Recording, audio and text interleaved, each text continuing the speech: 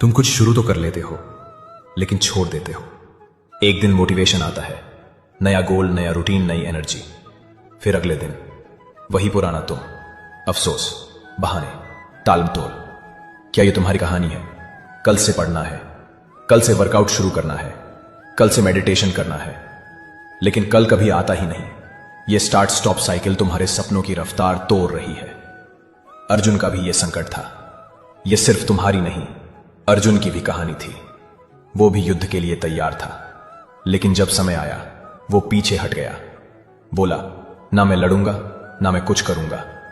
कृष्ण ने गुस्से में आकर नहीं, ज्ञान से उसका मन उठाया और कहा, कर्मण्येवाधिकारस्ते मां फलेषु कदाचन।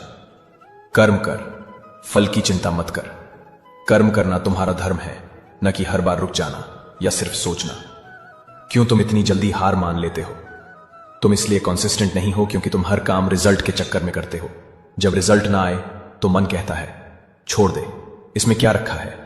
लेकिन कृष्ण कहते हैं, कर्मयोग का मतलब है अपने कर्तव्य में लग जाओ, बिना फल के मोह के। कंसिस्टेंसी का जन्म होता है जब तुम फल के बजाय कर्तव्य पे ध्यान देते हो। आलस्य का असली रूट आलस्य सिर्फ थकान नहीं होती, ये एक संस्कार बन जाता है, बरसों से जमा हुआ। जब तुम कुछ नहीं करते तो दिमाग तुम्हें आराम का झूठा सुख देता है और कहता है, थोड़ा और रेस्ट कर ले।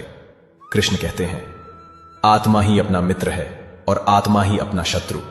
अगर तुम अपने ही मन को कंट्रोल नहीं कर पाए तो तुम खुद अपने दुश्मन बन जाते हो। कर्म योग इक्वल टू दैनिक अनुशासन। कर्म योग का मतलब है रोज काम करना, श्रद्धा से करना और बिना रुकावट के करते रहना। न हर बार मोटिवेशन ढूंढना, न हर बार नया गोल बनाना, बस जो सही है उसमें निष्ठा से जुड़े रहना।